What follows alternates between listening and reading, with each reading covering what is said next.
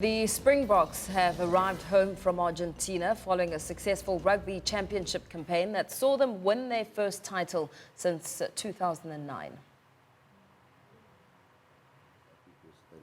They know they will go on, and when the final whistle go, they'll be on the park and the other guys on the side. So it's fairly easy now. And I guess even the pool stages of World Cup will be easy.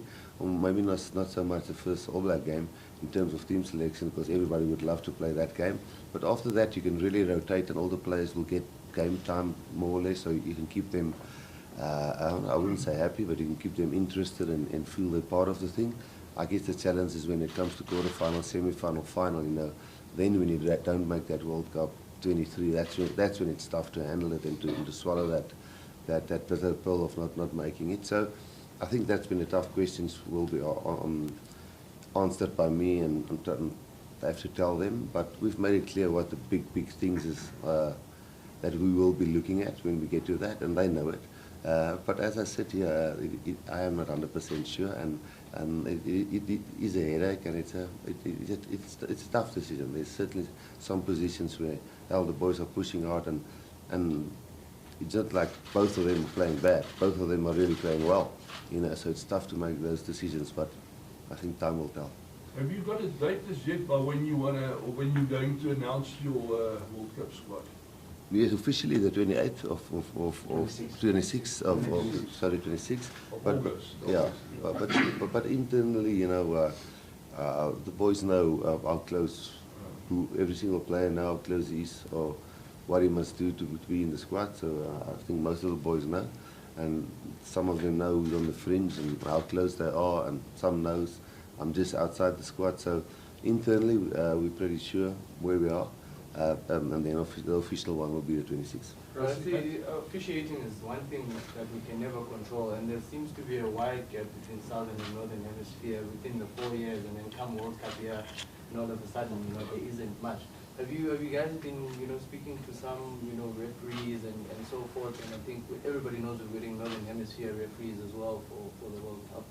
Yeah. So in terms of just preparing for that, and how important will be the guys who are playing overseas, in terms of, those finer margins around the rucks, and, those finer calls that always define the whole campaign? No, it's a solid, good question.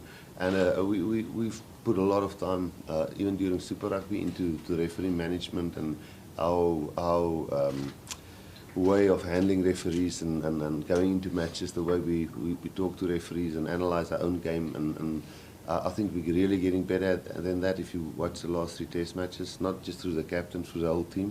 And we've put a whole slot in every week into that specific department on how we're going to manage that specific side, because now with the new law at the scrum, with the way they interpreted that, it's tough for the referee. So we've been really working hard at that, and we had part this weekend which I thought historically we struggled with him, and I thought he was excellent. I really thought what we, I wouldn't say agreed on, but what we discussed prior to the match, he really refereed it the way we understood it, and the same with the previous 2 referees we had the previous 2 games, which were also from, one was from New Zealand and the other one was Australian. So with me coaching at Munster, we know most of those Northern Hemisphere referees. So it is tough for them. A guy like Romain Poit came cold out of top 14, which was played back in May, and he came straight into a test match now. So it's also a challenge for guys like that. But we've made a mind shift around referees, and we're going to really try and get that right, because they've got a pretty tough job, and sometimes we make it tough for them, and we should make it easier for them. Okay, I need to move on to player questions as well.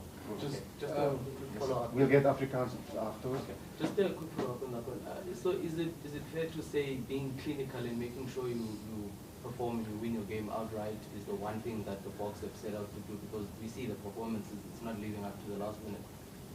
Well, if that is in our control, we will do it every game. But unfortunately, that's not always in our control.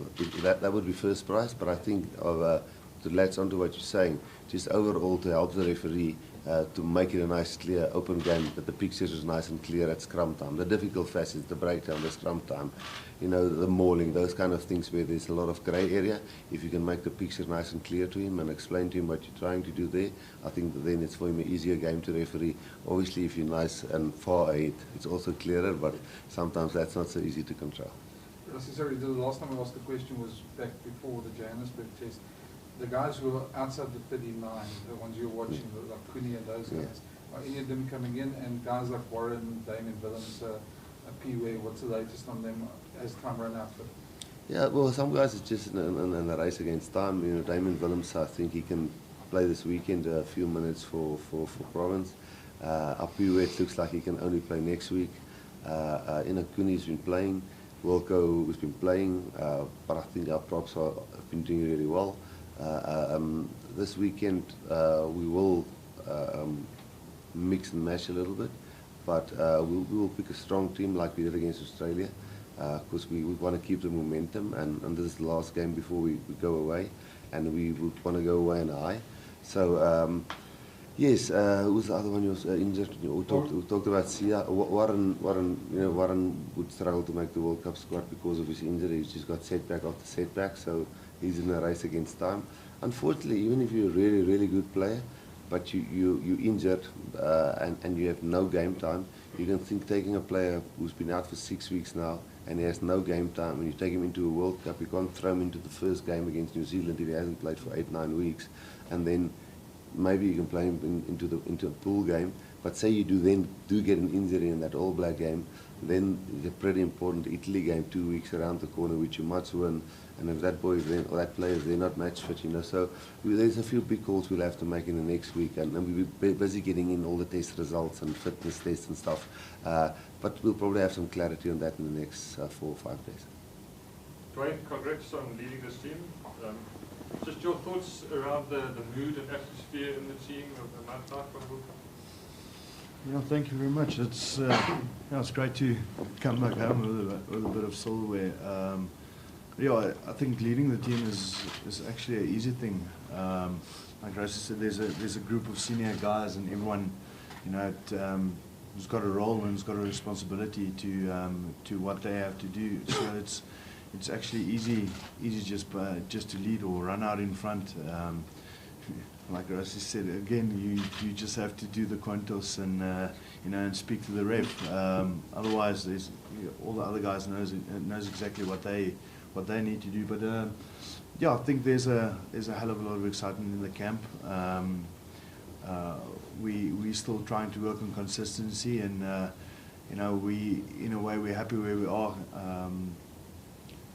We won the championship, but we had a draw against New Zealand, so we're not there yet. And we know that's our first game in World Cup, or come World Cup. So a lot of excitement, but some work still to be done. Right now, what does it mean to you to have protected that trophy on the way back as a player? I mean, considering all the heartache and the good times you've had in your career as well.